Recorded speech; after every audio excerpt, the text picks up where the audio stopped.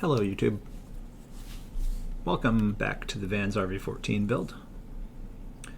Today's video is number 4 in the fuel tank series, and in this video we'll be creating the J-channel stiffener, the Z stiffeners that go on the back of the tank. See there in that picture, there was just one of them. They actually go, they attach to every rib in the tank, so that's 7 per side. And they basically,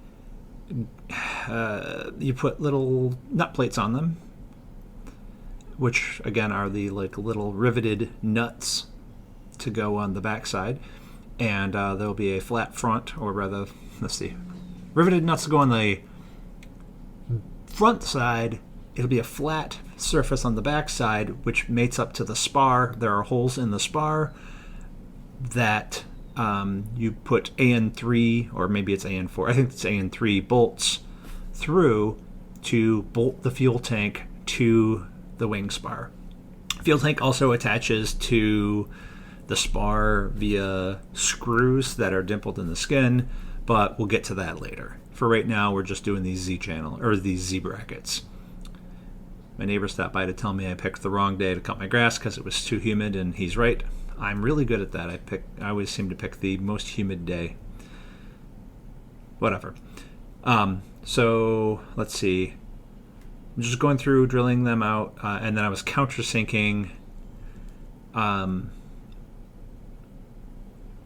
the points where the rivets go in, right? Because they need to be flush against the spar. So you have to countersink the holes on the back side, because the nut plate mounts on the front side.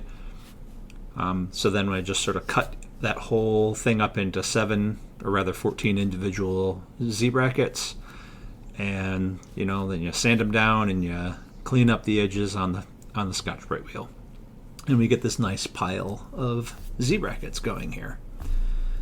Building, building, building. Oh, grab a beer in the kitchen, come back out. And yeah, so deburr the pieces that you just made, both the edges, which we did downstairs in the workshop, and now all the holes that we final drilled need to be deburred as well. Hello, daughter. Goodbye, daughter.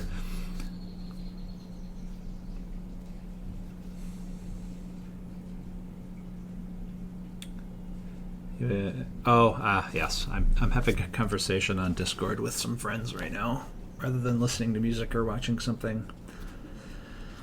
So it looks like I'm talking to myself. It's because I'm talking to myself and some other people on the internet.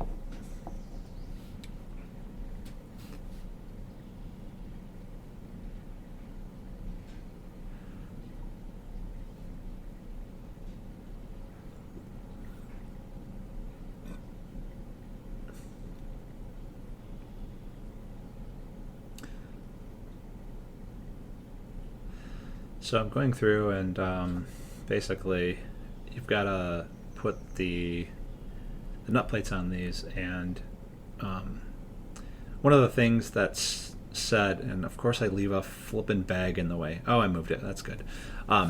So Scott McDaniels is one of Van's, I don't know, engineers. Maybe he's a builder there. Maybe he's a tech person. I don't know. He's very knowledgeable in their airplanes. He's been working there for many years. And one of the things that he says about fuel tanks is that you don't want a buildup of nose to spar incremental additional heights. And the reason for that is because if you do too many things that have just a little bit extra space between them, either be it fuel sealant or rivets that don't fully set, you end up getting a stacking effect that the fuel tank doesn't really sit nicely up against the spar, and it sort of protrudes further out than the rest of the leading edge of the wing. So when I was doing these, I don't know if I hadn't countersunk. Well, in some of them I hadn't countersunk deep enough, and in others I was using my rivet squeezer in a way that caused the rivets not to set properly. So I figured, oh, I'll use this other yoke and I will turn it upside down, and then they started setting properly. What I don't do here is I ended up just marking them off with a marker, and I get back to them tomorrow, is I'm going to go back and drill out any rivets that sat a little bit proud on there, because I want it to sit nice and flush with the spar. I do not want to have anything that sort of adds to that buildup of material between the leading edge and the spar. So we'll fix them up in the next time, but for the most part, these got done pretty well, and that'll be the almost end of the Z brackets. So see you next time.